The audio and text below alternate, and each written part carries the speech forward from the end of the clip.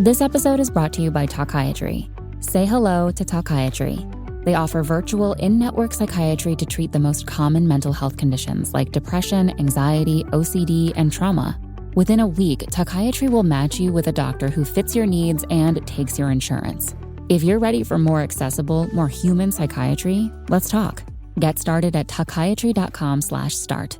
That's talkiatry.com/start.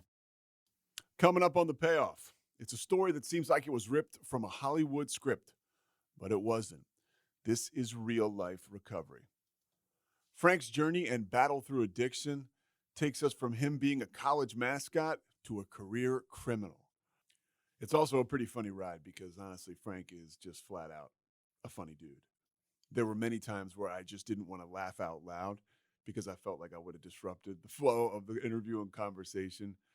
And it's a conversation that ends with, we'll call it a Hollywood ending. Frank going to Hollywood, meeting his wife, and becoming wildly comfortable in his own skin.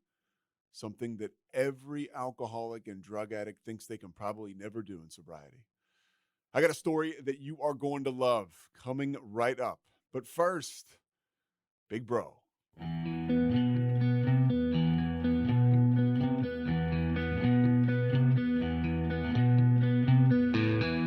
Stand by the ocean floor.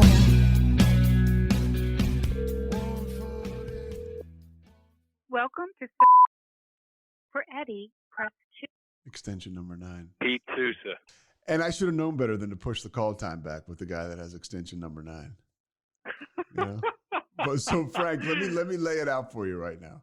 Mike is the producer. He's the only one that can hear us. We have Frank S with us right now. Frank, what is your sobriety date? December 4th, 2006. All right, so December 4th, 2006. How many years does that give us? About 14? 14 years. Talk to me about December 3rd, 2006. What was that day like? Cold. It was raining. It was, I was drinking. I was drinking beer, and I couldn't get drunk. And I knew that I was going to rehab, and the only reason that I had agreed to go to rehab is because my other choice was jail. How do we get to this major consequence? I had been caught stealing cars. I had been stealing cars for about a year, and I had been caught. They had tied me to a specific car that I had stolen, and once they tied me to that, it started to the other dominoes kind of started to fall. They started to see the similarities in the other thefts and really started to stack charges against it. I mean, what I was facing was, they said, a minimum of 5 years if I gave up my accomplices and 10 years if I didn't. That was what they were threatening me with. And how did rehab come into play? Well, a guy from AA, a goth buddy of my dad's, Scott, reached out to me December 1st because I had been arrested, I think November 29th, I was arrested. And so I bailed out, and December 1st, this goth buddy of my dad's called me, and he said, "Buddy, I think you're having too much fun." And he said, "Why don't we go to Starbucks? I'll take you to Starbucks and buy you coffee." I didn't know what to expect, but I went because I was terrified. What kind of condition were you in? I was skinny. My front tooth was chipped. I had long hair, and I'm not like a sexy long hair guy. I'm like a straight up long hair guy. I'm like Sideshow Bob, Richard Simmons long hair guy. So Okay. I was not the picture of health. Let's just put it that way. I was a little yellow, and I was, I'm 5'10", and I weighed just under 130 pounds. So what were you using that got you to that weight, that got you to this condition? Cocaine got me there. Yeah, cocaine was my drug of choice. They asked me that when I got to rehab eventually, and they said, "What's your drug of choice?" And it was cocaine. And so you go to Starbucks with Scott, and Yep. and how does that go? I cried. He he ushered me into his car. He had a black Mercedes. I remember thinking, God, this guy. I'm jealous of this guy. When he like, I broke down in Starbucks, and he said, "Come on, come outside. Nobody should cry in Starbucks." And he took me outside. He's a funny guy. I always got along with him. And to me, it was just my dad's golf buddy that drank a lot of lemonade.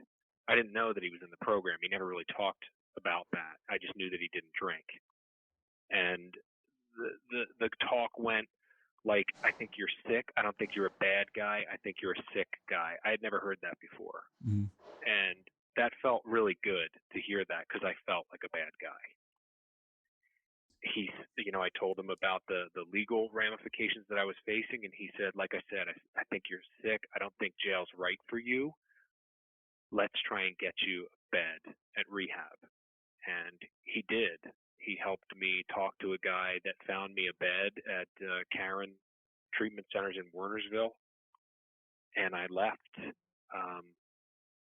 3 days later. But the time that I left from Scott, he said, "Are you going to drink again between now and then?" And I was like, "Absolutely not." I left and went to the bar. That's how it goes. Telling, of course. Well, I had every intention in that moment when I told him, of course not. I would never do that. I felt like I would let him down. It was like my car drove itself to the bar. I really didn't have much of a choice at that point, because if I didn't drink and I didn't use, I would go through serious withdrawal. And so this continues up until you end up going to rehab on December 4th. Yes. My mom drove me to rehab. I remember driving up there, and there was Christmas lights on fences, and it was really cold, and I kept wiping the window because it was foggy, the passenger side window. I was sick, like bone sick. I felt terrible. And my mom was crying. I remember that. She kept wiping tears away from her eyes, and I didn't really talk with her very much. I don't remember it. And then when we got to rehab, I was sitting in the waiting room, and this guy leans over me. I was the only one in the waiting room, and he comes up and he's like, "Excuse me." And he leans over me to grab a magazine that was next to me. He was eating pretzels. I was watching this guy sitting in the room eating pretzels, and a pretzel fell out of his mouth onto my lap. And I was looking at it on my jeans, and I'm like, I think I'm going to throw up. Like, this is a mental institution. What am I doing here? That guy turned out to be my first intake counselor. And by the way, no, we're going to go back. I didn't plan on bringing this up, and it kind of dawned on me. I've always known this. You may not remember, I was at that same treatment center, and you came and spoke to us in 2011. I remember that. Yeah, and I came up and talked to you afterwards, and you had a profound impact. And it was a great example of, here you are telling this story and painting the picture of being at your absolute worst moment. And then I can tell you, I remember when you come back and you pass it on, because that's what we do. Yeah, man, that was the best part. I had a guy tell me one time, you can't buy it, you can't sell it, and you can't keep it unless you give it away. We talked about your last day drinking. I want you to tell me, what do you remember about your first experience with alcohol or drugs? My first experience that changed my mind was, and I know this is going to be a little weird, but it'll be perfect because it's my story. It was gasoline. I had an uncle that showed me how to huff gasoline out of a rubber glove. He didn't show me, he suggested it. He was like, you can really you can really get fucked up if you huff gasoline out of a rubber glove. And I was like, huh? And he left it at that. Now, 2 days later, I'm doing it. I had a go-kart. I was always very mechanical. I had a pink Thunderbird go-kart. It was, like a fiberglass frame of a 1957 Thunderbird go-kart that I had just wanted for years. And my parents got it for me one year. We lived on a pretty large property that had a lot of like private roads and stuff that I could drive it on. And here I am driving around, weaving all over the road, completely banged up on huffing gasoline. That was the first time I ever remember altering my state of mind. And what happened was I did it so many times After that first time? Eventually, after the first time, I was like, this is going to happen every time I drive the go-kart. How old were you? When I got the go-kart, I was 11. So 11 is when I started huffing gasoline. And what I did was one day I was driving the go-kart. I closed my eyes. I wanted to see how long I could drive the go-kart with my eyes closed.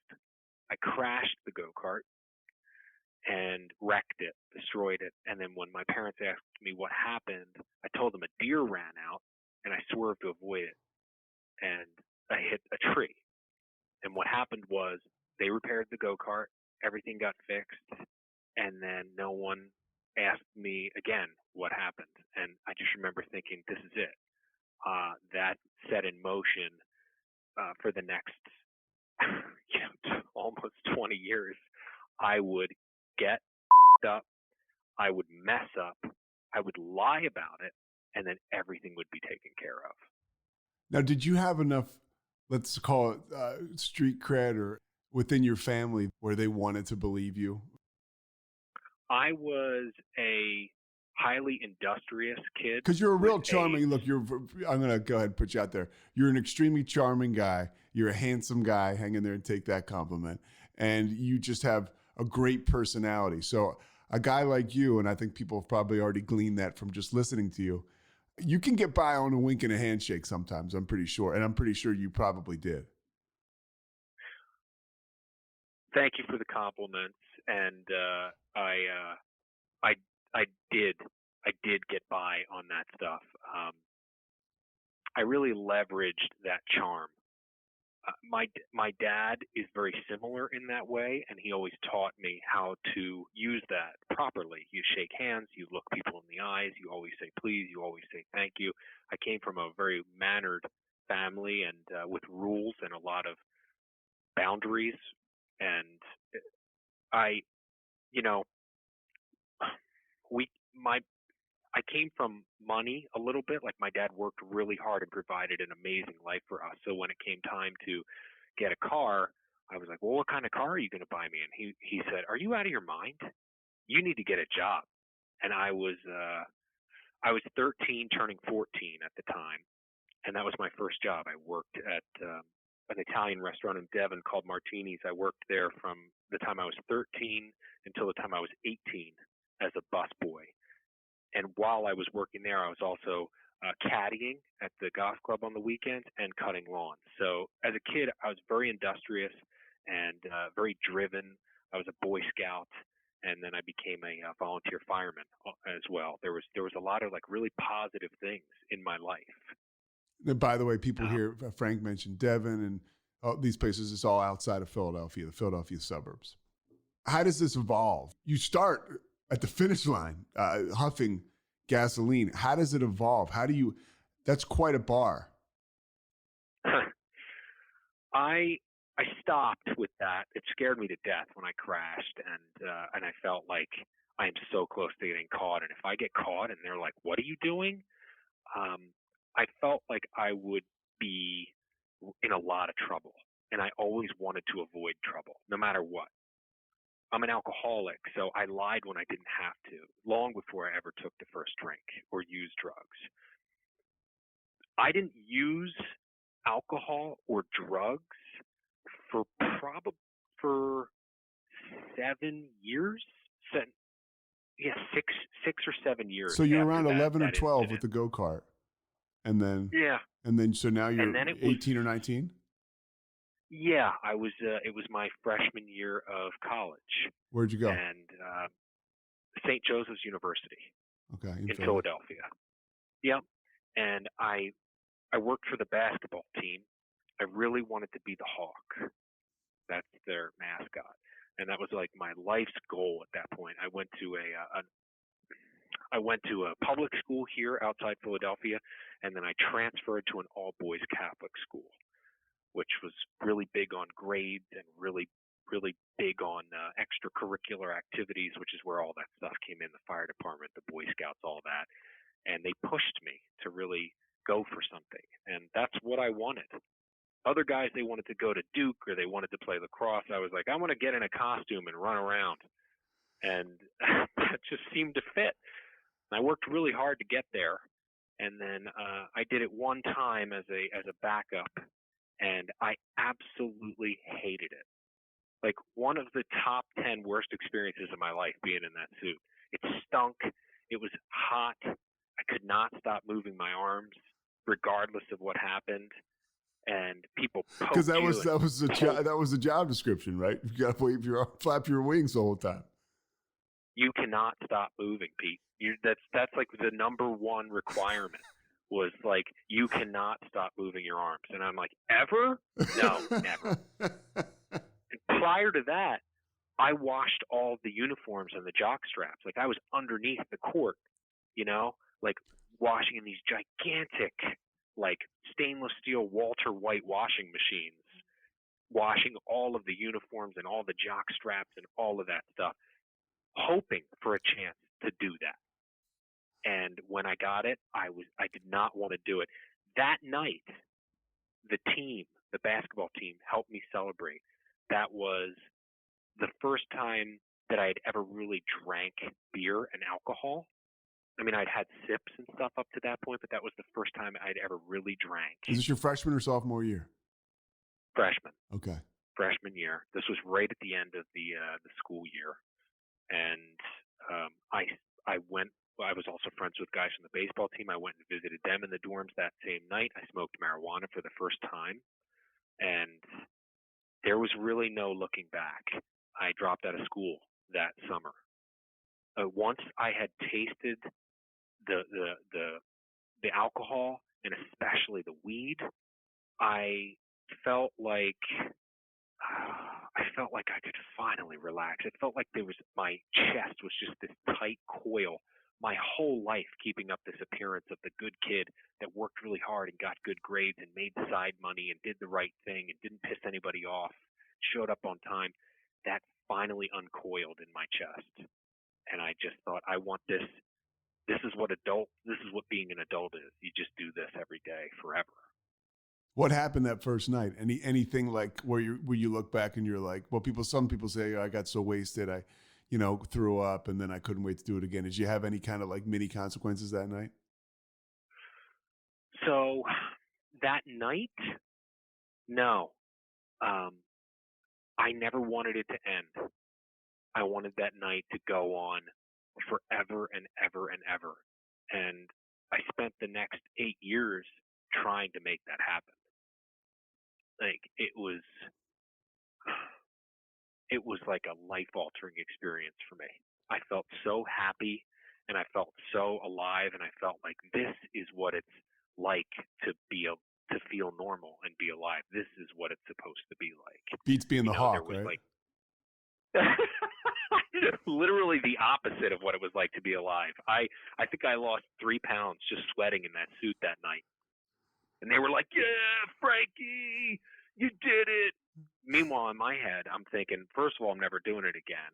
And secondly, I don't think I'm coming back to school. I skipped my finals. That's how much I was really interested in going after more drugs and alcohol. Was there an attraction to substance when you were in high school? Because I know the area. I mean, the trappings are certainly there. How did you avoid that? So I worked with the DARE program. I was like their star student with the DARE program with the local police department. which would help me later on because they all knew me. I had just a very strong aversion to drugs and alcohol. My grandfather, both paternal and maternal, were both alcoholics. So I watched one of them die. They both died drunk, but my mom's dad specifically was a drunk that struggled in and out of the rooms of AA and really just died kind of tragically as a result of alcohol. So I was very strongly opposed to it.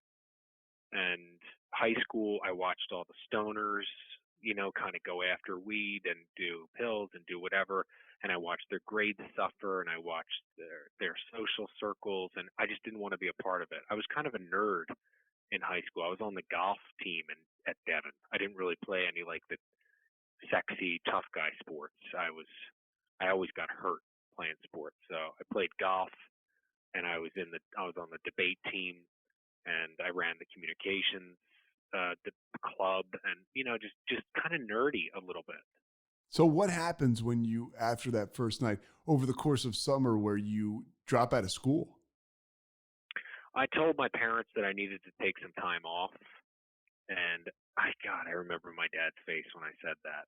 It's like telling your dad you want to make an album, Yeah. It's like he's like, oh my God, I worked this hard for this. Like, it was just, his whole face fell, and he was like, it's a mistake. I just remember hearing him say, it's a mistake. Don't do it. It's a mistake. Was this decision My fueled mom, by drugs and alcohol? 100%. Yes. I wanted to do that all the time because this was just the tip of the iceberg to me. Beer and weed, like, I know there's more. This can't be the only thing out there, and I want to do it all and quick. So I did. I got an apartment in Philadelphia, and there was another guy living with me that I had met in the dorms. I had a girlfriend that used like me. I started to work. I had a job. I was working as a mechanic. Did your dad like kind of cut you off because he was pissed off that you left school? My parents had, in answer to your question, yes, but it was a mutual thing. My parents had gone through a pretty messy divorce when I was 16, so I was kind of like not really on super speaking terms with my father at the time, and he had put aside money for me to go to school. He was like, this is for your college fund. And I said, well, I want to use it to pay for the apartment. He said, absolutely not. And then, of course, my mom was like, well, of course you can use that for the apartment. So you're living in the city, and you mentioned having a girlfriend. How did alcohol and drugs affect your relationships with women? Oh my God. I mean, how did it not? It affected any inkling of charm that you spoke about earlier was out the window right away. I became this kind of abrasive, almost caustic personality where even the people that loved me the most, I would push away. I became jealous for some reason of her. I remember becoming just almost aggressively jealous about, are you cheating on me? What's going on? Just these thoughts that would just be really exacerbated by alcohol and drugs. She was my high school sweetheart, and she became a hostage to me. Like, in the relationship, it was no longer about some loving, lasting relationship. It was not good. And the other relationships that were to follow afterwards were the same way. Did you notice that you found yourself the when I started to really drink and abuse drugs and alcohol? It just when I was looking myself in the mirror with every single companion I had, female companion, because that was what was conducive to my lifestyle. Well, I don't know if you felt the same way, but for me, it was also just another way it was, women for me were drugs on legs. Like, it just became another substance that I would use and abuse. It wasn't about this is another human being that I'm in partnership with. It became about, well, I need something in the moments that I'm not using drugs, so why not have it be a highly toxic relationship? That'll fit the bill. Exactly. So you're living in the city. You have a girlfriend. What happens next? I really got into psychedelics heavily, and I started to deal drugs a lot because I lost every job that I could kind of grab onto for more than 6 weeks. They would eventually be like, get out. Even the volunteer fire department that I was a part of, they asked me to leave because I was showing up to fires high and with booze on my breath, and they were like, we can't have you here, it's a liability. So that hurts when you get fired from a volunteer position. That's how you know things are probably not going so well. And the industrious kid is now, he can't keep a job. The kid who had 5 jobs in high school can't keep one. Can't keep one. They keep asking me to leave. I keep oversleeping my alarm clock. I'm stealing. I'm not showing up when I say I'm going to show up. I'm having my mom call in for me and say he can't come in and his voice is so bad he can't talk. I mean, just the lengths that I would go to get out of it. So drug dealing eventually showed up, and that just made a lot of sense for me because I could really work with what I loved, make money at it, and also attract a certain level of friends and lovers that would put up with that line of work. Did you do that knowingly, or was it something that just came with the territory? I would say it was both. I did it knowingly, yes, and also it just made sense. That industrious nature was still in there, and it applied to drugs for me. It just made sense. If I could turn $5 into $20 and not leave the house, I mean, and I'm not hurting anybody, I'm providing a service. I mean, all the lies that I kind of told myself to make it happen. Sure, it worked. When do you start to see, I mean, because now you're into some heavy stuff and eventually we'll get to the cars. When do the consequences start to come down on you?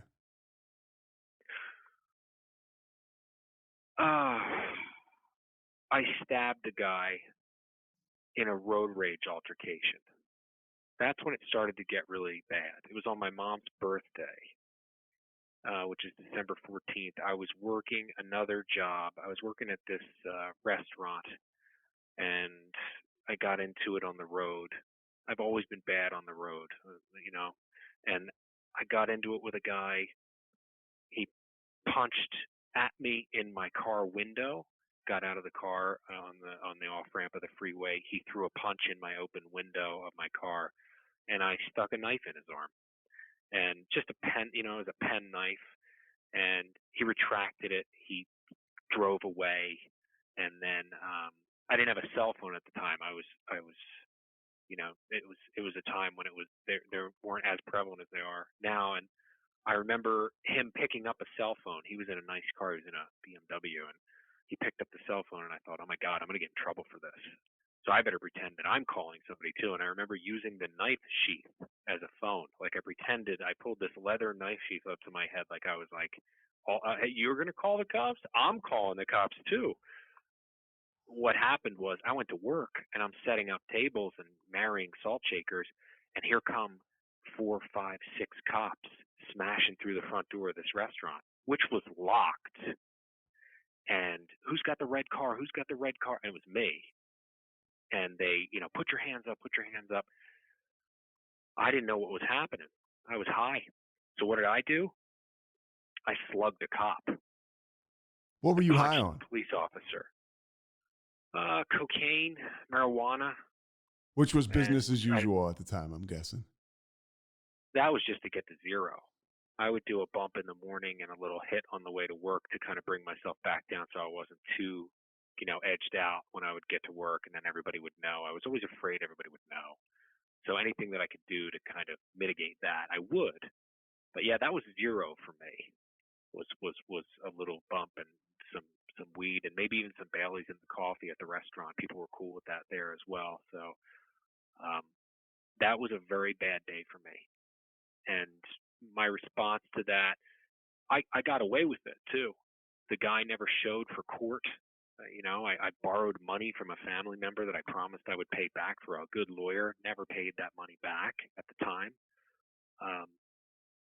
That was when people in my life started to kind of say, we think that something's wrong. We think that there's an issue. And as soon as I heard that, I moved to Hawaii. When did you move to Hawaii? 2000, I turned 21 and I moved to Hawaii. So February of 2000, I moved to Hawaii under the guise of going to school. I attended Hawaii Pacific University. So I had access to money. I could really do what I wanted to do without anyone watching 3,000, 6,000 miles away, Yeah. I got as far away as I possibly could without the use of a passport. My mind is blown right. I mean, it's like, wow, this sounds like, because I have the addict in me is like, this is the best plan ever. So you get to, I'm like, oh my gosh, I can't believe I didn't think of this. So you get to Hawaii. What part of Hawaii are you in? Oahu. So you're in Oahu, and what happens there? How long does that run there last? I was there for 3 years. So I was there until 2003 and never graduated and dealt drugs the entire time, never held a real job there. I just dealt drugs. That's all I did. And so I was very popular at the dorms. I was very popular at the apartment living for the college there, and no legal trouble there, but trouble with the school. I was called in multiple times by the school because they kind of knew what was going on. How much fun are you having? At that point, I'd say like 70% fun. The fun meter was at like between 70% and like 90% all the time. In your mind, are you thinking,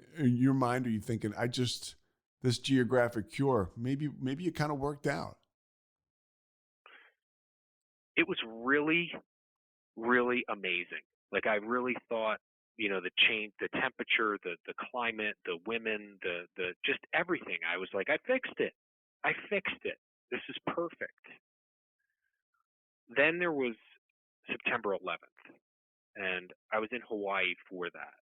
I was in an apartment with 3 other people, and a lot of my friends started to join the military. There's a heavy military influence out there, so they started to join the military. They started to clean up, get off drugs, and join the military. And they were encouraging me to do the same, which I did not do. But things changed after that. It was just tighter. Things were different after that, and I would move home 2 years later and continue my same shenanigans here. The drug dealing was a big part of it, and I started to cultivate. When I was in Hawaii, I got very into growing, and that's what I brought back with me. I didn't really bring back a degree. I brought back a lot of knowledge about growing and cultivating marijuana, which is what I started to do here. Did you have success with it? I did. Fiscally? I had tremendous fiscal success with it. Yes. It was really, if I was measuring my life by money, it was the right thing to be doing at that time. Yeah. Did those options lead to more drug use and more? Did it almost raise the stakes? It absolutely raised the stakes, because when I'm dealing with that amount of marijuana, pounds and pounds and pounds, you start to get into these situations where there's just other drugs there. You're dealing with other guys that are way up the food chain, and they're not just rolling one little joint up. They've got stuff that you've never seen before. They've got these crystals in a little jelly jar that you'd get from a fine hotel, and you're like, what the fuck is that? And they're like, here, smoke some. And you're like, all right. They've got ayahuasca, they've got peyote, they've got just an insane amount of psychedelics, to the point where I wound up in a mental institution. It was the second really huge hit for me, was when I checked myself into an inpatient medical facility for it was, at the time, it was the loony bin. I was going for the loony bin, and I remember them asking me, "Are drugs a part of this?" And me saying, "No, drugs is the only thing. Drugs and alcohol are the only thing that's holding me together. Everything else is what's messed up." That's the perfect answer for the alcoholic or the addict. Oh, it was terrific. It was the best answer that I could think of at the time, because I was protecting my only solution. I'd had a situation when I was in high school. I was getting ready to play football in college, and my first big consequence was they were like, "Hey, you have an enlarged left ventricle." I was going to play in this All-Star game. They're like, "You can't play in this All-Star game until you go see a cardiologist." I went to see the cardiologist. The cardiologist was like, "You have cardiomyopathy. You know what's not good for that? Drinking and using drugs. Like, are you dealing in that at all?" And I remember right away, I was like, "Absolutely not."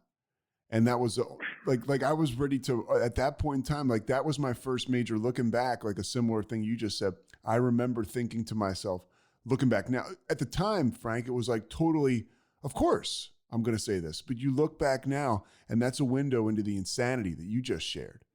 I mean, you're in a loony bin because of alcohol and drugs, and that's the last thing that you see as the problem.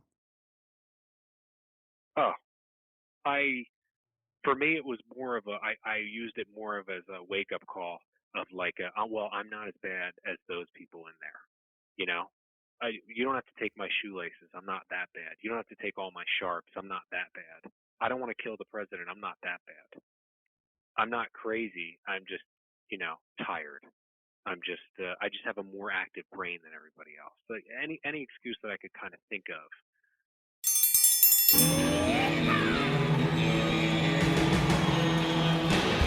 Hi, I'm Hank. You might remember me from a show called King of the Hill. Check out a King of the Hill rewatch podcast. These boys ain't right, but they are funny. Find the podcast anywhere you get your podcasts, or at roguemedianetwork.com. I tell you what.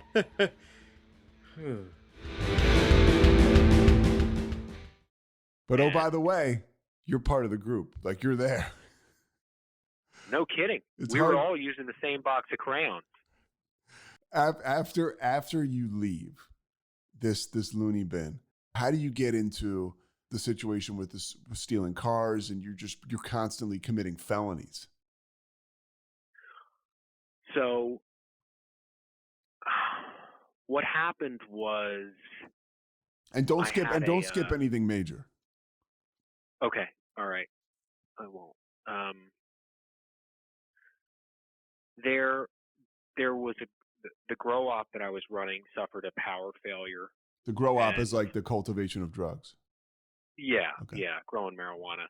I lost a crop, and it's not like the money that I was making from this I was investing in handsome mutual funds.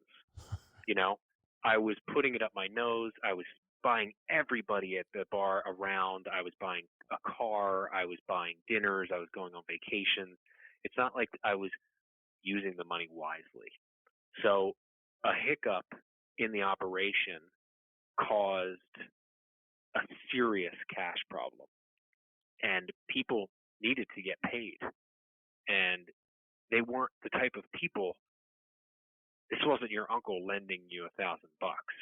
This was like guys that were like, "I want the money tomorrow."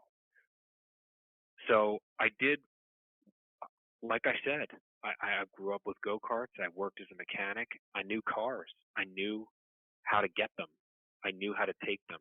It was very simple for me, and it was a very simple solution. And I did it the first time, and it was so easy that there was really no way that I wasn't going to do it again. It's the same thing with bank robbers. They say, like, You know how you catch a bank robber when they do it the second time? Because there's no bank robbers that do it one time. The charge that I got from stealing that first car, I knew that I was going to go back. I knew it. Did you tell yourself At you the weren't? time, no, I didn't. I knew that this was me now. I was evolving, and that this was just the next logical step. Did you steal the car's And high? Of course. Yes. I never stole a car sober. No, never. It was such easy money that I started to enlist other guys that I knew. And we would just set up a valet stand at a restaurant that didn't have valet. And we would I'm also kind of tiptoeing as well. I mean, it's been a long time, so I Sure. don't think I really have anything to worry about, but I'm also, I'll just put it this way. Just like my drinking and drugging, it got out of control, and quickly. Before you know it, I was no longer a drug dealer. I was stealing cars, and I was robbing houses. And I don't know what the next progression was. Luckily, I never got there because I got caught. I was sloppy, and I was drunk, and I was high, and I didn't care anymore. And I stole a car from the house where I grew up, and I left my car in the driveway there. That's how high and drunk I was. Is that somewhere in my brain I thought it would be okay to leave my car there at the house because I lived there for my childhood. So this just makes sense to leave the car here. But also at the same time, I'm going to steal the new occupant's vehicle and take that. Is that one of the things like where the investigators or detectives are like, you realize you were probably going to get caught? So here's the thing. The morning that the cop knocked on my door, I never understood. I watched cops a lot. I never understood why, like 80% of the guys never had shirts on. I answered the door with no shirt on. It was just, I did it. I opened the door for this guy because I thought he was canvassing for like magazines. I thought he was going to sell me a magazine subscription. He had a windbreaker on. He had a clipboard. I had cameras at my house because I was very paranoid. And I opened the door and I looked right at his belt and I saw the gun and the badge. And he said, "Hi, I'm Detective so-and-so from the blank police department, and I'm here to talk to you about the theft of an automobile." And I just remembered thinking, lie, don't tell the truth, lie, tell this guy whatever you have to tell him. Don't invite him in, don't let him come in, because it's a mess in here. And something in me just knew that I was done. It had been going on a long time, and I was tired, and I was high, and I was exhausted. And I invited him in. I just said, "Come on in." And he came in, and there was cocaine on the table, residue, and there was a lot of beer, and there was weapons in the house. And he came in. He took stock. He sat down. I remember him dusting the seat off before he sat down. Like 3-4 good swipes on the chair before he sat down. And he started a tape recorder. And he said, "I spoke to another detective this morning that worked with you in the DARE program when you were in high school. And he said that whoever I was coming to meet today is probably not the same guy that he worked with, because the guy that he worked with wouldn't ever do something like this. So I want you to tell me what's going on, and I'd like you to treat this as a come to Jesus moment." Those were like his exact words. They rang like a bell in my head. I can still remember it like I was sitting there right now. Did you almost feel a relief? I was so relieved, Pete. I was so relieved. I could finally stop And I did. I told him everything. I told him what was going on. I told him that I was in trouble. I told him that I thought I might have an addiction problem. And, he said, we've been watching your house for 4 days. We've been in an unmarked car. And we both thought, me and my partner thought, maybe this is the wrong guy, because I had these beautiful window boxes full of flowers. Like I told you, I'm good with plants. So I had these beautiful flowers out front of my place. I would water them. I was up early. I was waving to people when they went by, having coffee, waving. I was like the perfect neighbor, or so it looked. The thing is, that behind those blinds, I never went to bed. I was awake all the time, like all the time. And he really thought, he said, you almost had us fooled. I would not have thought it would look like this in here, because outside it looks so nice. And that was such a great metaphor for my entire existence, using and drinking. That on the outside, not bad. Frank's doing okay. But on the inside, it was a mess. How do we clean up the mess? You go to treatment, and when does your life start to change? My life started to change the day I got to treatment. The day that I got there, I remember them checking the little pocket on my jeans on the right-hand side, like the tiny little useless square pocket on the jeans where I would always keep drugs. Yeah.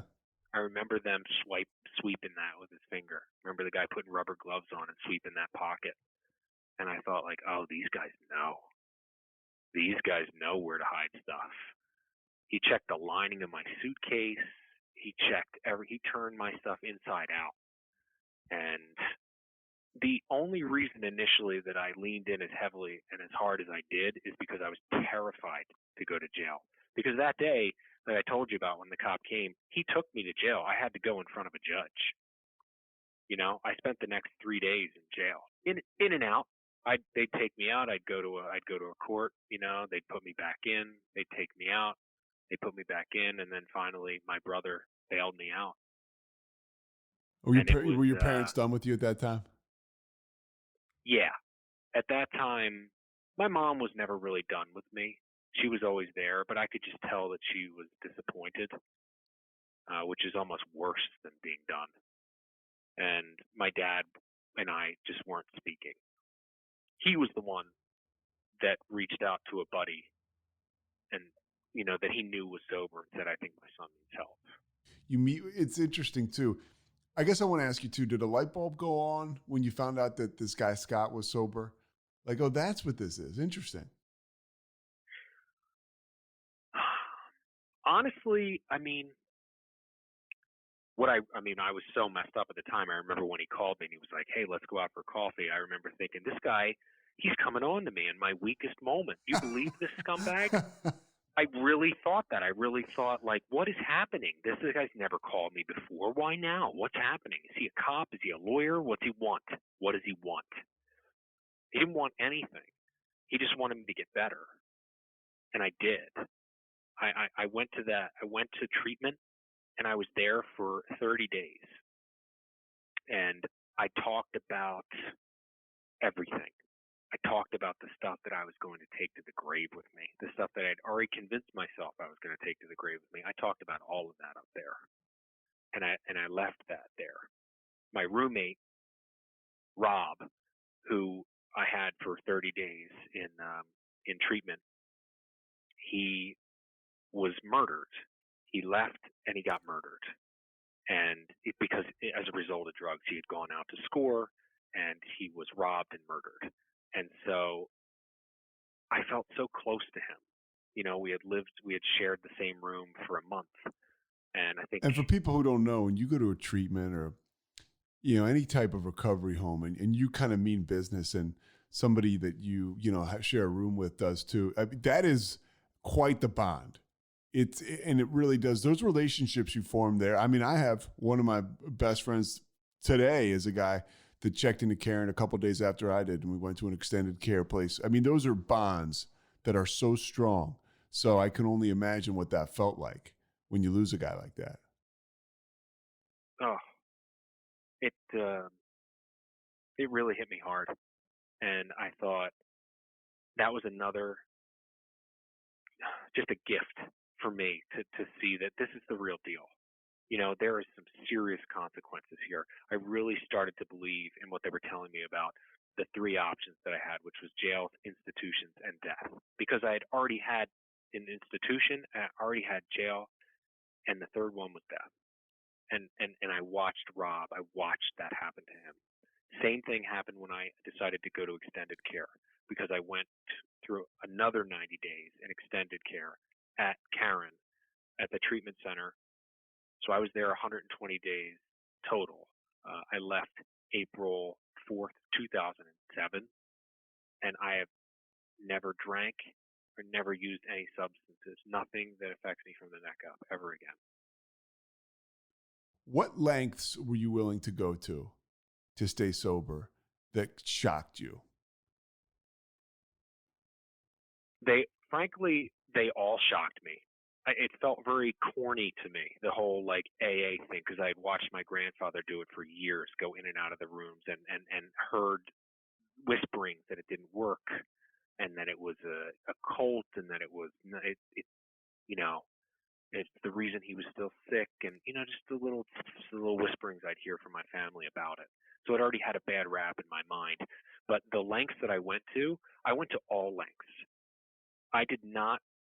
Once I got a taste of real sobriety, because what I had left out talking to you is that I had tried time and time and time again to stop, just for a week or a couple days or a month, and I never could.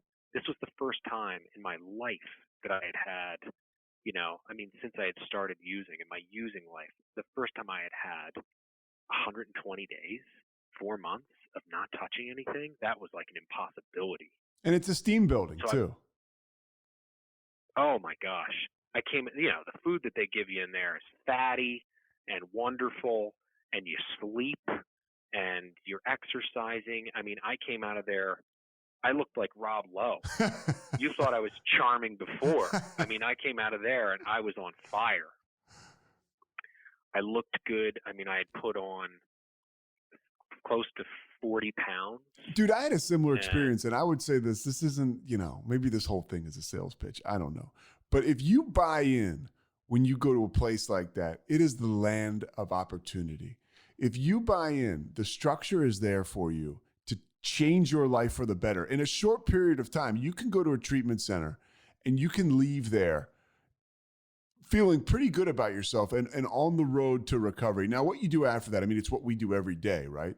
That dictates our serenity and our sobriety, really. But when you leave there, you can really get a head start, man. If you buy in those places, my life totally changed on the inside and outside, and I left there feeling pretty damn good. I felt amazing when I left. I don't think it's a sales pitch at all, because the truth. They say, like, you don't have to sell this stuff. This stuff sells itself. Yeah. I am walking, talking, and so are you, living proof that it works if you want it to. And I did. And that was 14 plus years ago. For me, and for a lot of people, right, when you are sober, and even if you're working a program, when you leave that bubble, whether it's whether you're living with your mom and you're staying sober and you decide to go out on your first date after a year, or whatever it is, when you're sober and you kind of leave that comfort zone, it can really be baptism by fire. I remember when I left, I went to rehab and I lived in a recovery house, and I went to my brother Mike's house for Easter. And I had been institutionalized pretty much for 5 months. And I remember this Easter, I was like, my hair was on fire. I couldn't believe I was around people that were drinking. It was just a real, I talked to other alcoholics about it and I got through it. And it was one of those moments where it was great. But I guess it's a long way of asking, how did you adapt to society after you left? You go to the rehab, you go to the extended care place. How do you integrate? How do sober people integrate in a healthy way? I kept moving. I kept in action. The best way that I can really explain it for me was like in rehab, it was like playing NHL, like on a game system, and then all of a sudden you blink and you're on the ice all suited up with all those dudes moving around you at 100 miles an hour, and it's real life. And if I don't keep moving, I'm going to get hit. And I kept in motion. I went to 90 meetings in 90 days, which they suggested. I got a sponsor in AA. I got a home group. I started working the steps. I got a service commitment, and I really just kind of poured myself into AA because there was really nothing else for me to do. I was still facing a lot of the repercussions of my actions, like in the courts. So I had that to contend with, and I was unemployable really at that point. So I figured I don't have anything else to do, and idle hands. I don't want to. Just stand around and wait for something bad to happen. So why not just push forward and make some good things happen? And that's what I did. I also had the gift of unemployment, which is actually not the worst thing to have when you get sober. I mean, because time is, time can be one of two things, right? It can be the devil's workshop. That's the cliche. Or it really can be, man, time well spent. I mean, I was going to 3 meetings a day. I had a sponsor, like you said, and I was on fire. And guess what, dude? That was okay. I mean, I had a sober brother who I would talk to like I was Tony Robbins, combined with Bill Wilson, the guy who founded AA. And he would give me shit about it, but at the same time, I didn't care. I mean, and he would do it lovingly. But that's a good place to be. It was beautiful. It really, really was. I look back on that time in my life. I mean, a lot of people will say early sobriety is really hard, and and that's true. It is. But for me, it was also the clearest that I had been in recent memory, and I didn't have anything to be afraid of. I wasn't afraid of my heart popping because I did too many drugs. I wasn't afraid of somebody coming up to me and saying, like, you owe me this or you owe me that. I just felt clean and bright-eyed and willing to face the real world, because, I mean, what drugs and alcohol did for me was just gave me the illusion of control. And what sobriety did was it gifted me the reality of responsibilities, which you can handle in sobriety, and I see it in you. I feel it in myself. If I didn't get from recovery what I got from drinking and using drugs, I would not be sober. I mean, there is something about how it's laid out, right? The success for us is laid out. I mean, I certainly don't do it every day, but when I do it, the reward is such that I'm reminded of, oh, okay, this is why I'm doing this. Because this talking to you right here feels great. I didn't feel tremendous when I walked in here. That's what you're talking about doing. Yes. It's such a gift. I don't know how I got so lucky. Well, you continued on your role because you stay sober, and this is where I kind of get to know about you, and your life really continues to explode in a good way in sobriety. And I know the stuff I do know about you is, when you were a kid, you always wanted to be on Saturday Night Live. Is that right? Yes. And so now you get sober, and this is similar to kind of how I felt too. That's why I go back to it. And you believe you can do anything. I don't want to skip too much, but then you moved to California, right? Yeah, you're not skipping too much. Okay. I did. I was 5 years and you sober. acted. I did. Yeah, I in sobriety, I went back to school. I got I got licensed to become a financial advisor. I went and worked at a brokerage firm. It's the same thing my father does, my brother does, and I absolutely hated it. I hated it. And so what sobriety did was gave me the strength to say, I worked really hard for this and I don't like it. So I'm going to move on and try and find something that I do like. And that was nagging at me. I did always want to be on SNL. That was always my dream. I watched it so much as a kid. And so I did. I picked up, I quit my job, I sold my house, and I moved. And I moved to Los Angeles.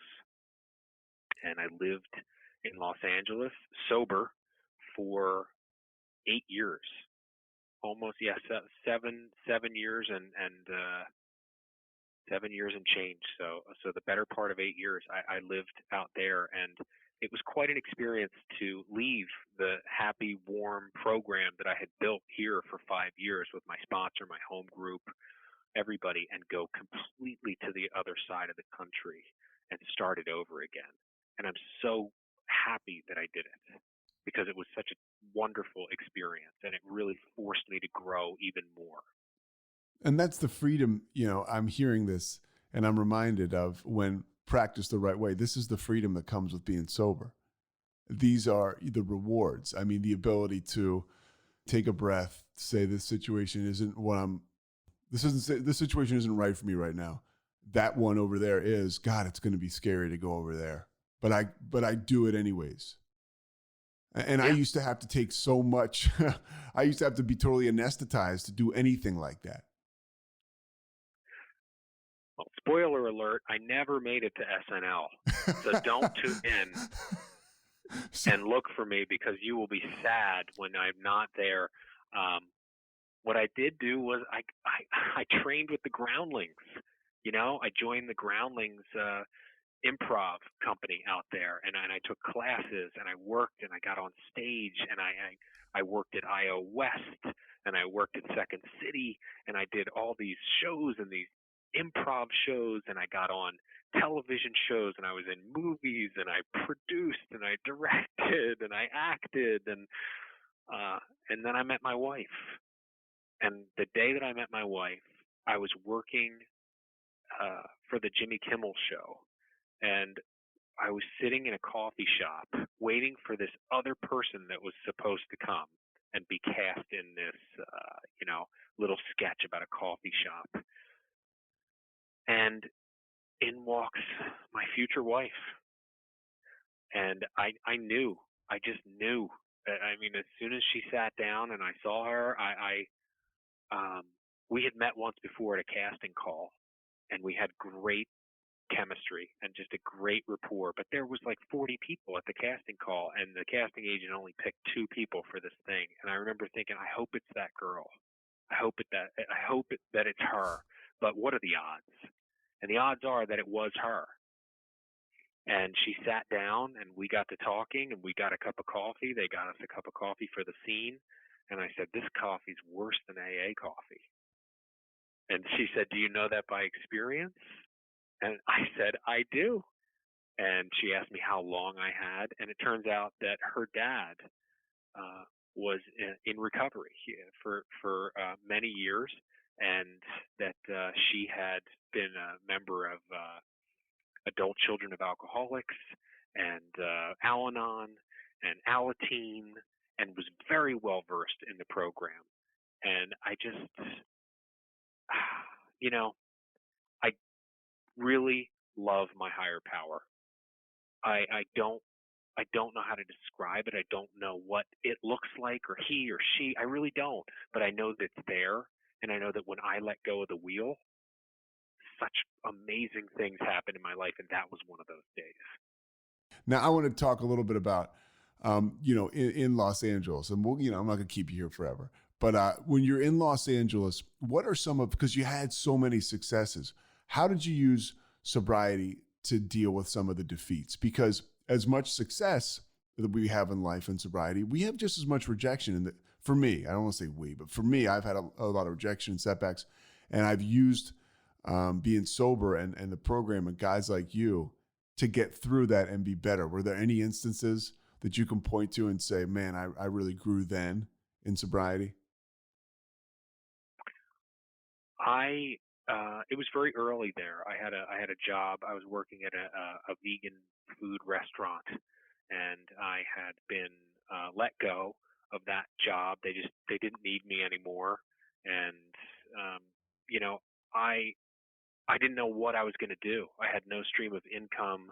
I had been living in and out. I'd been couch surfing a little bit, but mostly sleeping in my car.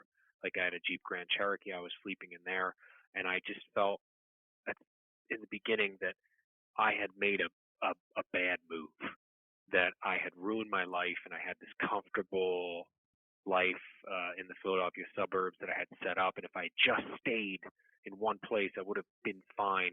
And I took that feeling into AA. I cried, I cried, and I just said, like, I think I made a mistake. I don't know if I should be here. I'm lonely, and I don't have any friends, and I miss home. And as I was sobbing, this guy, Dave from New Jersey, it was a men's meeting. He got up, and I saw him cross the room, and he came back over, and he said, "Hey, there's no tissues, but have this." And it was a paper plate. Like something, one of the ruffled edged ones you'd get at like a picnic with a hot dog on it. He gave me that, and I remember laughing so hard, and everybody laughed. And then I met my sponsor in that meeting, and I took the defeats that I found in show business there as well, not so much on a group level, but to my guys, to my core group of guys, and to my sponsor. And AA gives me a framework for life that I don't believe I was gifted with from the factory. I just don't think I have that capability inside me. I have a disease called first thought wrong. I have alcoholism, and I also have first thought wrong. So it helps to have a filter to run that through and go, maybe we shouldn't do it that way. What do you tell new guys that come in and reach out for you, or you reach out to them? A lot of times new guys don't want any help, but what do you tell them? I tell them that a life beyond their wildest dreams is waiting for them if they just stay sober. I tell them that they have the world by the balls if they just stay sober. That's all you got to do, is just keep putting days together and staying sober and grinding it out if you have to. But going to meetings, talking to other alcoholics, picking up the phone and making phone calls, reaching out, it just creates this world that's amazing. And just like you said, if it didn't work and if I was uncomfortable a lot of the time, I probably would drink or use, but I'm not. I feel wildly comfortable in my own skin. And I have a life beyond my wildest dreams. And nothing that was never promised to me. It was only promised that I would never hurt from booze again and from drugs. But what has come with it has just been like the blossoming of a beautiful life that I'm almost brought to tears thinking about sometimes how grateful I am for it.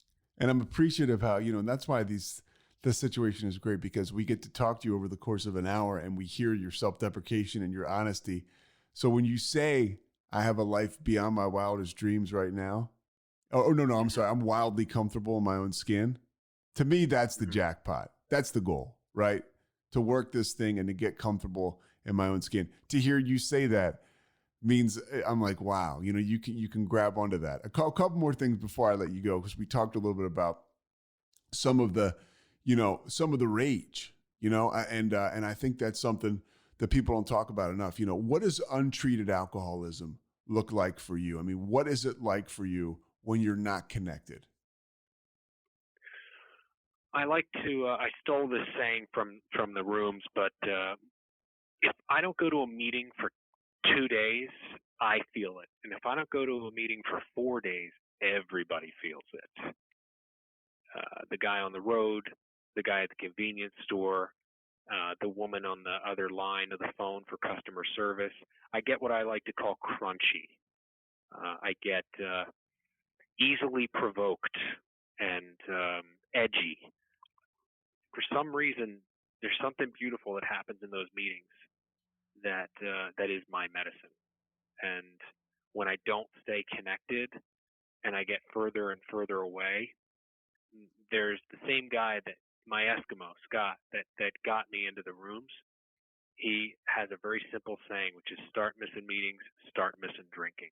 And that is exactly how it goes for me. Anything else before I let you go? Before I'm done holding you hostage, dude? This has been unbelievable, by the way. You are not holding me hostage at all. I was so honored that you asked me to be here. So thank you very much. I'm the one thing I will tell you is that when I was in LA, I don't know if I've told you this before, your brother paid for me to go to a retreat. Did you know that? No. Your brother Kevin that plays in the beginning of the podcast. I met him through another guy in AA in Los Angeles. Your brother Mike hooked me up with him, said, make sure you look for my brother Kevin. Both my brothers were sober, by the way. People don't know that, but you do now. If you don't know it, you do now. Go ahead. I hope I'm not blowing up their anonymity. Not at all. Go ahead. So there was this retreat, this men's retreat at a it was in Santa Barbara, California, and I could not afford to go. It was $300, I think. And your brother said, "Don't worry about it. Don't worry about it. There's a scholarship fund for new guys that haven't been before." No scholarship fund. I come to find out once I get up there, your brother had just figured out a way to make it happen. He just completely just footed the bill, because at that point, that was my very early time in LA. I was still living in my truck. I was still sleeping in my truck and couch surfing on a couple guys' couches.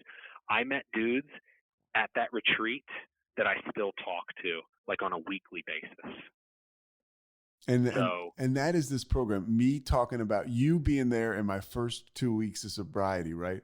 At that meeting, you linking up with my brother, and now you're talking to me here. I mean, these people don't come into your lives if you're drinking and using, and that's kind of the whole deal. That's it, man. Frank, you're the man, dude. You're the best. I really can't thank you enough. Oh my gosh, anytime. You know, I just it was such a pleasure. It's always good to talk to you anyway. Thanks so much for listening to The Payoff with Pete. Once again, I'm Pete Souza. And of course, we are part of the Rogue Media Network. All kinds of good podcasts you can find at roguemedianetwork.com. And of course, you can find this podcast and all those other ones wherever you get your podcasts, iTunes, Spotify, other spots like that. This has been Rogue Media Network Podcast.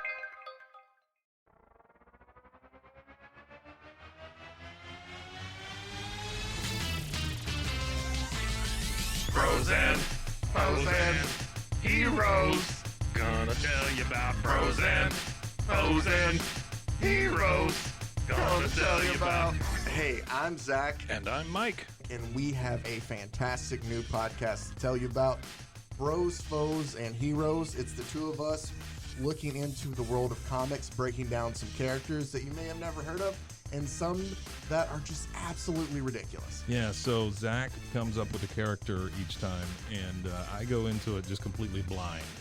I don't know who this person is or what their abilities are or anything, and basically I guess we kind of go over their origin story and just some of the ridiculous stuff that maybe, especially Golden Age stuff. Oh, Golden Age stuff is always the best, and we will make sure to highlight all of the shenanigans and just absolute weirdness of everything. Yeah, that's right. So subscribe today and follow us on Instagram at Bros, Foes, Heroes. And if you don't, I know where you live. Not really, but please subscribe. Frozen heroes. Gonna tell you about frozen heroes. Gonna tell you about.